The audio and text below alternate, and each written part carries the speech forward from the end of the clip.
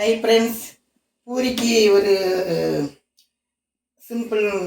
சிம்பிளாக ஒரு பூரி மசாலா பண்ண போகிறேன். ஓகே, ஸ்டவ் ஆன் பண்ணிக்கோங்க. ஸ்டவ் பற்ற வச்சுக்கோங்க. ஒரு கடாயை வச்சுக்கோங்க.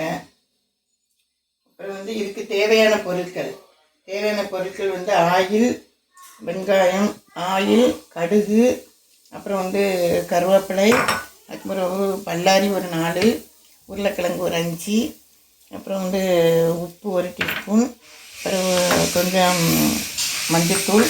இவ்வளோ தான் இருக்குது சிம்பிளாக. அப்புறம் இது ஆல் பர்பஸ் பொடின்னா நம்ம எல்லா குழம்புக்கும் போடுற பொடி. இது 1 போட்டாலே ஒரு சின்ன டீஸ்பூனுக்கு 3 டீஸ்பூன் எடுத்துக்கேன். இவ்வளோ போட்டாலே போதும் இதுக்கு. சரிங்களா? ஓகே, இப்போ நம்ம ஆயில் ஊற்றிக்கலாம். ஆயில் கொஞ்சமாக ஊற்றிக்கோங்க, தகுந்த அளவுங்களுக்கு. அப்புறம் பார்த்திங்கன்னா அது எண்ணெய் சூடாயிடுச்சு.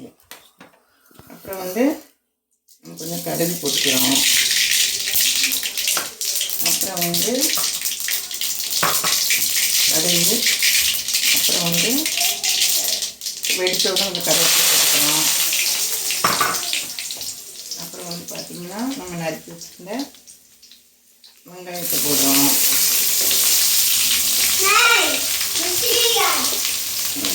வெங்காயத்தை போடுறோம்.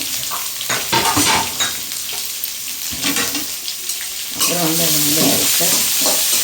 செஞ்சுட்டு இது நம்ம உப்பு கொஞ்சம் உப்பு மேலே கொஞ்சம் ஒரு பாதி உப்பு மேலே இந்த வெங்காயத்தில் போட்டோன்னா ஆனியன் உடனே எண்ணாவும் கொஞ்சம் நல்லா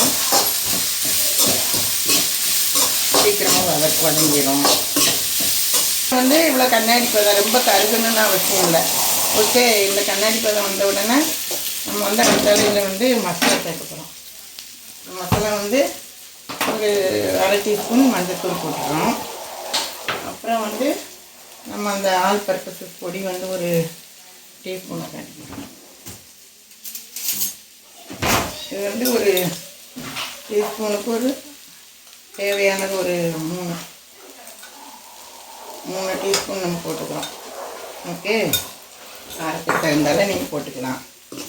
இதை மேட்ச் பண்ணி நல்லா மேட்ச் பண்ணி இப்படி பண்ணிக்கிறோம்.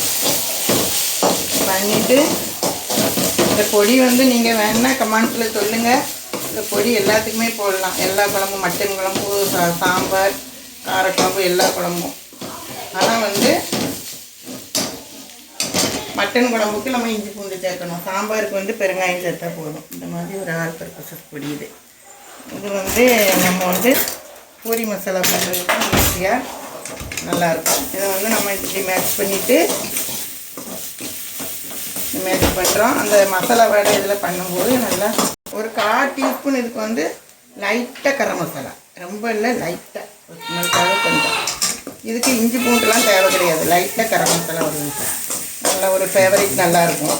ஓகே, சரி, முடிச்சுடு. இனி நமக்கு அந்த இதில் நான் ஆல் பர்பஸ் பொடியில் காஷ்மீர் சில்லிலாம் போட்டு அரைச்சதுனால நல்லா ரெட்டிஸாக இருக்கும். அப்புறம் பொட்டேட்டோ சேர்க்குறோம். சிம்மில் வச்சுக்கோங்க பொடி. அப்புறம் இதை நம்ம அவ்வளோதான், சிம்பிள். உங்களுக்கு பூரிக்கு அவ்வளோதான், எந்த இதுவும் இல்லை. நல்லா உடனே காலியாகிடும். 2 பூரி சாப்பிட்ற இடத்துல 2 பூரி சாப்பிட்லாம். உங்களுக்கு எதுவும் வேஸ்ட் ஆகாது. காரத்துக்கு தகுந்த மாதிரி வச்சோம்னா ஈஸியாக நம்ம செமி கிரேவியாக பண்ணி அது ஒரு ஹோட்டல் ஸ்டைலில் நம்ம பண்ணுவோம்.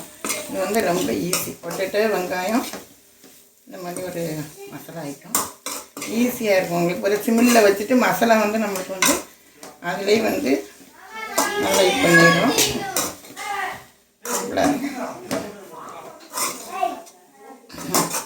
அப்புறம் கொஞ்சம் உப்பு இருக்காங்கிறத செக் பண்ணிக்கலாம். உப்பு எனக்கு கொஞ்சம் பத்தலை, மிச்சம் மீதி இருந்த உப்பையெல்லாம் போட்டுடுறேன்.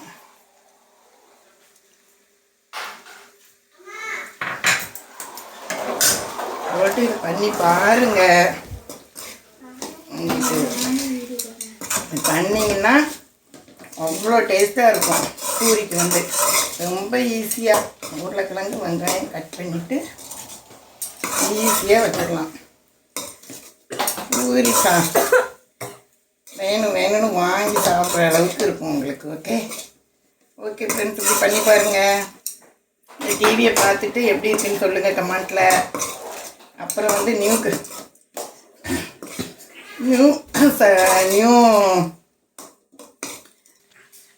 ஓகே ஃப்ரெண்ட்ஸ், நீங்கள் இதை பார்த்துட்டு கமெண்ட்டில் வந்து லைக் பண்ணுங்கள், ஷேர் பண்ணுங்கள், சப்ஸ்கிரைப் பண்ணுங்கள். ஓகே ஃப்ரெண்ட்ஸ், இது எப்படி இருக்குன்னு சொல்லுங்கள். உங்களுக்கு நீங்கள் சப்ஸ்கிரைப் பண்ணிங்கன்னா உங்களுக்கு நான் போடுறது உடனே உங்களுக்கு நோட்டிஃபிகேஷனாக வரும். Okay thank you friends. Okay bye.